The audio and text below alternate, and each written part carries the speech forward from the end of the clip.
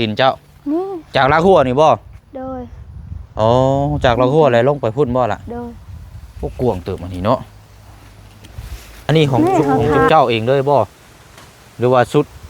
หรือว่ายังมีอีกอยู่ยังหรือว่ายังสิแบ่งอีกอยู่ดินอันนี้นะยังแบบคันเฮาเฮ็ดนี่พอพัวให้เฮ็ดแบบเฮาอยากขายพอพัวบ่ให้เท่ากับตัวนี้นี่ที่ดินพื้นนี่น้องสอนก็ยังมีสิทธิ์สิได้คือเก่าอยู่บ่นี่ล่ะโดยต้องแบ่งกันเป็นบ่โดยอ๋อมันเชื่อว่าของปลูกของพังยังไปยังมาปลูกก็มาปลูกได้แต่ว่าขายขายบ่ได้แต่ว่าฮอดยามถึงวันลูกน่ะ2คนน่ะยังเข้าโรงเรียนอยู่บ่โดยมื้อนี้ได้ไปบ่มื้อนี้น่ะมื้อนี้ก็เอื้อยไปเอ้าผู้น้องคือบ่ไปผู้น้องยังบ่มีปม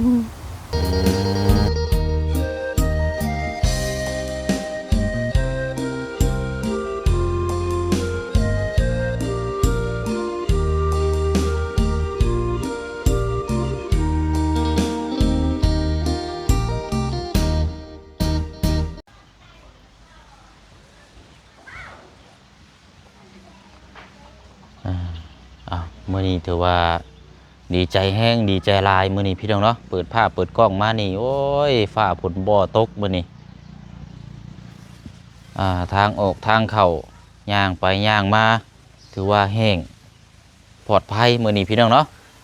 มันจะทำให้เฮาเฮ็ดเวียกเฮ็ดงานนี่สะดวกสบายขึ้นแล้วก็จะบ่กดดันแน่เนาะพี่น้องเนาะไปถือว่ามาอยู่หน้าบ้านของทางน้องอ่อน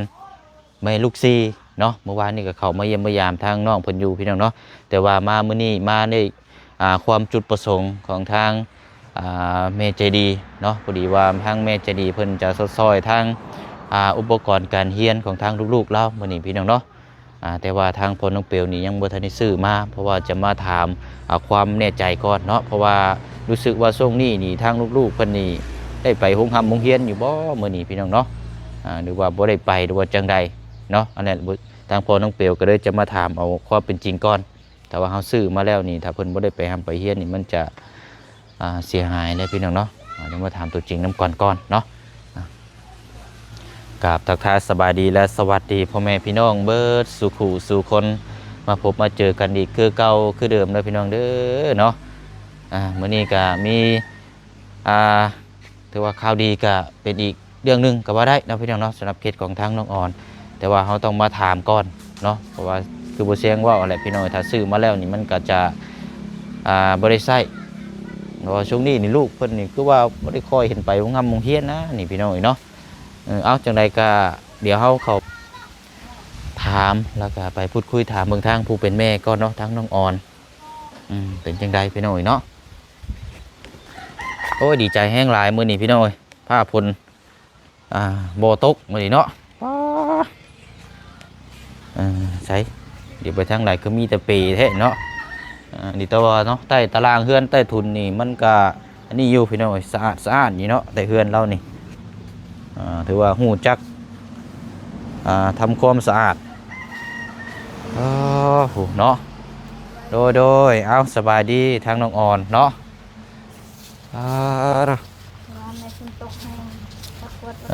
ผ้าฝนตกเมื่อวานนี่มันเปียกเนาะเปียกแล้วมันกวดบ่ได้เลยพี่น้อยมันแห้งเลยแค่นี้กวดได้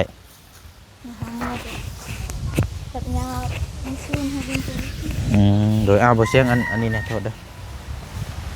จะมาแต่ไสเกาะเมื่อมาแต่ตัดหญ้าอยู่ไสส่วนหันบ่เด้ออ๋อบังตัดหญ้ากล้วยเฮาให้กล้วยเฮางามอ๋อส่วนที่ว่าอยู่นี่บ่โดยโอ้เอ้าพอดีเด้อสายเดียวจังน้อยพาบ่เสียงไปเบิ่งหน่อยเด้อได้อยู่แล้วว่าไปรอเบิ่งจังน้อยเนาะเฮาบ่ได้เฮ็ดสวนเฮาตัดหญ้ากล้วยเดี๋ยวไปรอเบิ่งก่อนเนาะอันสวนนั่นก็บ่ได้เห็นแต่หึงนี่ได้ไปเบิ่งที่นั่งว่านนี่ก็เบิ่งคร่าวๆ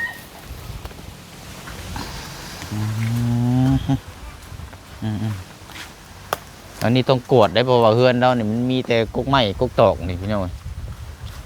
กวดมันหุบมันเหื่อเนาะ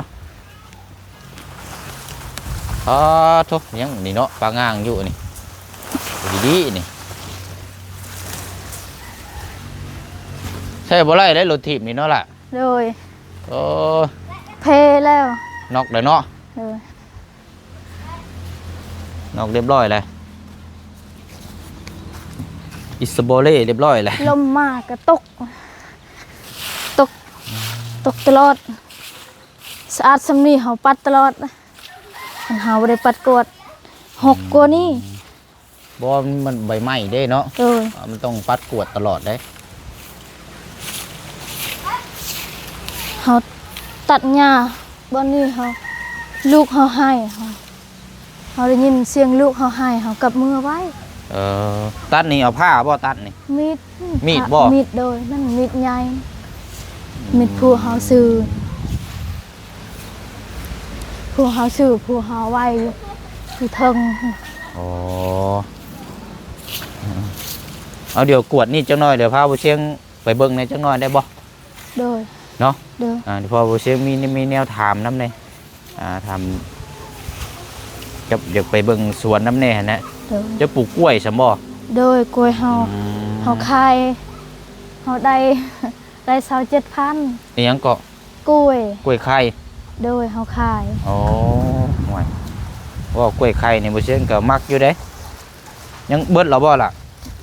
ยังมีอยู่บ่ กล้วยเฮาขาย เอาบ่ได้แม่นกล้วยไข่บ่ โดย โอ้ยว่ากล้วยไข่ เฮาว่าเฮาขาย กล้วยขายได้เท่า7,000 โดยเฮาไปขายเอง โลเท่าไรก่อนเดี๋ยวนี้นะ โลพันหนึ่ง โลละ1,000 กีบ โดย โอ้ยประมาณโลละเกือบ2 บาทพี่น้อยเนาะเมืองไทยกันถึกเนาะกล้วยกันเนาะอืมไก่ได้เป็นจังได้ย่างอยู่บ่ไก่เจ้า ยัง บ่ได้ตายหรอว่า โดยได้ลูกแล้ว ได้ลูกแล้ว 5ลูกห้าคุณ ลูก5 โต โดย โอ้โหแผ่พื้นคักแท้ นั่นเฮาปัดกวดเฮาทิมอยู่นี่ตลอดเลย โอ้ยดีแล้วฮะมองหันมันบ่ได้ใช้อันว่าวันนี้มีคนอยู่เนาะ โดย อืม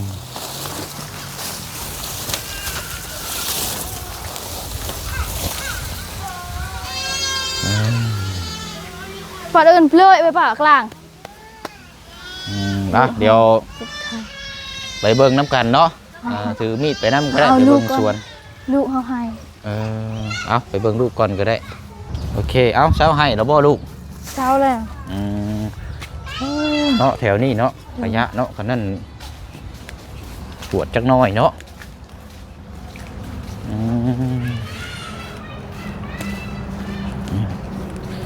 ใครอยู่มื้อนี้ฝนบ่ตกเนาะ โดย เฮ็ดเวียกมันก็ง่ายแน่จักหน้อย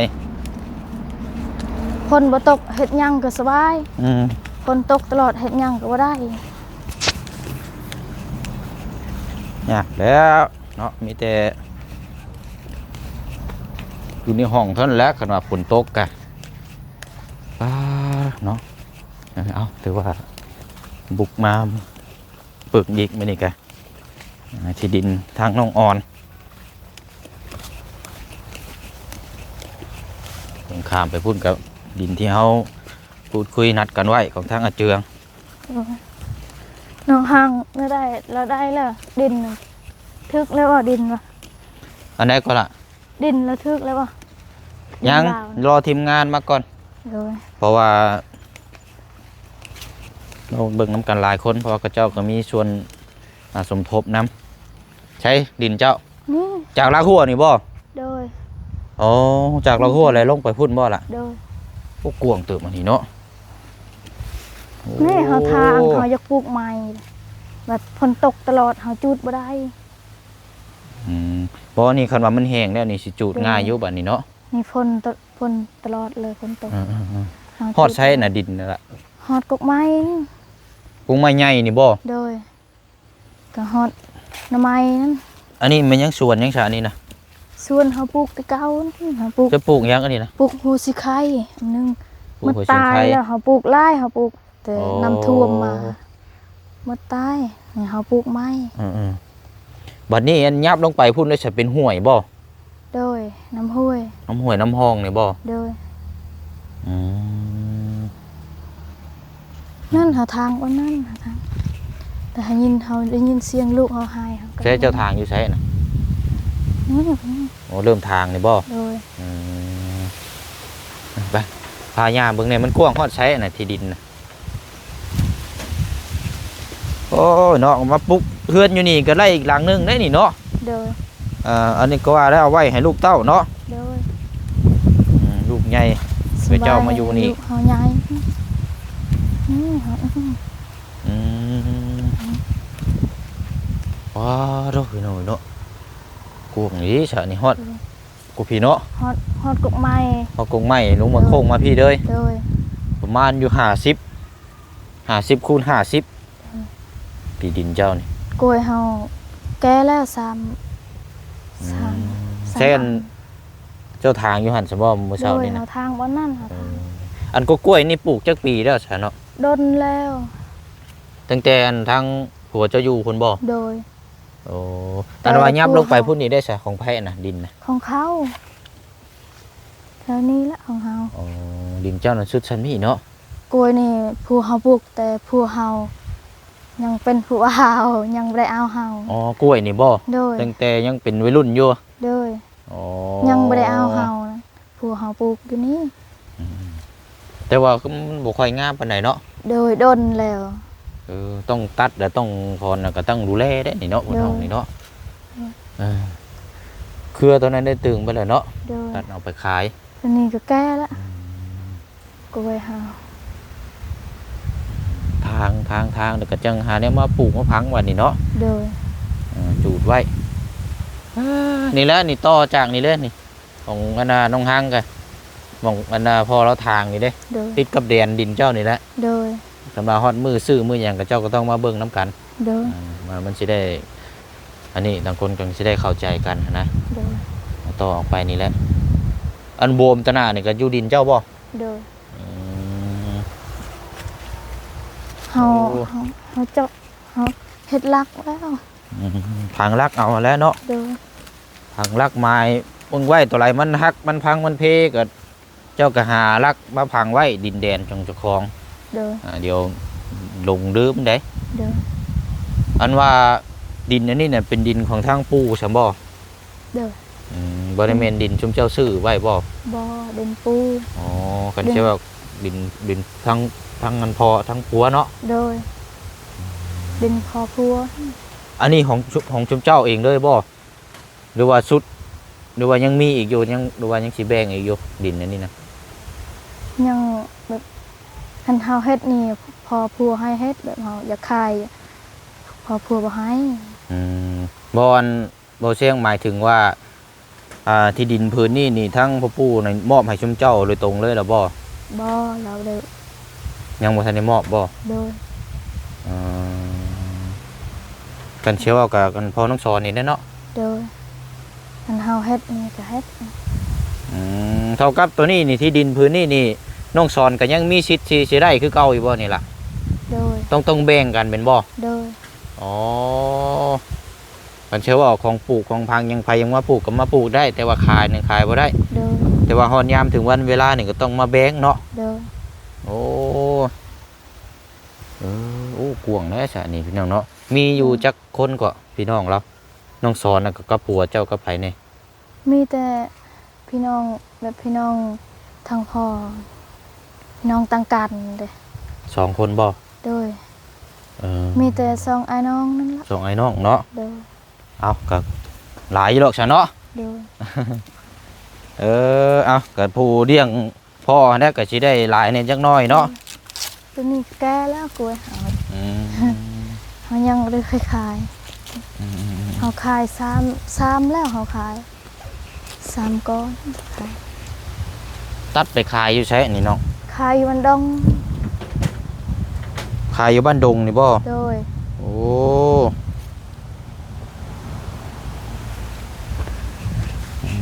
อันนี้ก็อันนี้นะเนาะทางแล้วก็หามาปลูกเพิ่มอีกก็ได้พวกขาพวกตะไคร้ เฮาทางแล้วเฮาอยากจุดฝนตกตลอด จุดบ่ได้ โอ้ตะไคร้นี่ก็คักได้นี่เนาะ โดย ยังดีได้นี่ หัวมาหยังมาใส่แต่ก่อนนี่เจ้าก็ปลูกมันได้เจ้าว่าเนาะ โดยปลูกมัน อืม คนนี่เฮาทางนี่เฮาอยากปลูกมันอีกแต่ยังบ่ได้จูด อืม จูดบ่ หมู่ใหม่ โดย มันเปียกเนาะคันสิเว้ากัน เปียก แต่ว่าใครในมื้อนี้น่ะมันตั้งแต่เช้ามานี่ฝนบ่ตกเนาะ โดย โอ้ มื้อนี้ใครแน่ฝนตก อืมเอาตามนั้นแล้วซะเนาะมาเบิ่งเพราะว่าบ่ได้มาโอ้นานแล้วบ่จักเป็นปีแล้วบ่จักเนาะ โดย แต่ก่อนหน้านี่ผู้เสียงนี่เคยมาเบิ่งอยู่แต่ว่ามาเบิ่งก็เบิ่งแป๊บเดียวก็กลับอะนะ แล้วเฮาเฮ็ดผักมันงามผักเฮาผักกูดผักกาด ปลูกอีกเด้อปีนี้เด้อ เด้อเฮ้ย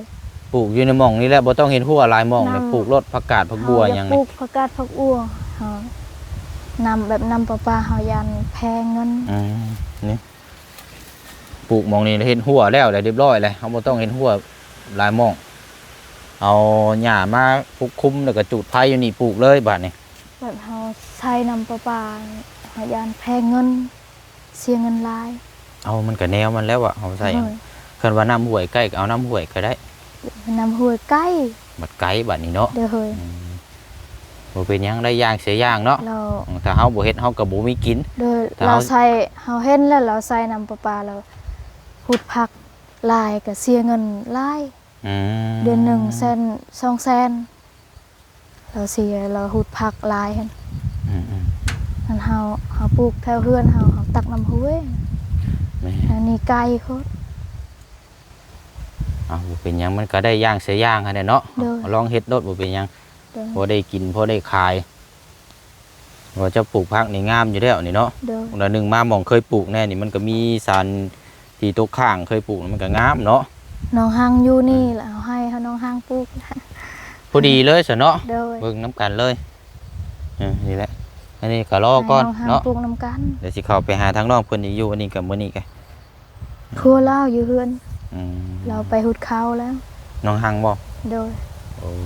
เอาลูกพัว โอเคเอาเดี๋ยวจังว่ากันซะเนาะ เด้อ เอาพอดีว่าผู้เสียงเข้ามานี่พามาเบิ่งนี่ก็ต่างจากเบิ่งแน่แล้วก็มาถ่ายทำให้พี่ให้น้องเบิ่งนํกันเนาะ เด้อ น้องทำมาหากิน แต่ว่าผู้เสียงสิถามบัดนี้อันทางลูกน่ะ2คนน่ะยังเข้าโรงเรียนอยู่บ่ เด้อ มื้อนี้ได้ไปบ่มื้อนี้น่ะ มื้อนี้ก็เอื้อยไป เอ้าผู้น้องคือบ่ไป คือน้องยังบ่มีปม อืม ยังบ่ได้ซื้อปม ยังเข้าโรงเรียนอยู่หม่องอันหม่องเฮือนน้องแช่นี่คือเก่าอยู่บ่ เด้อ อ๋อ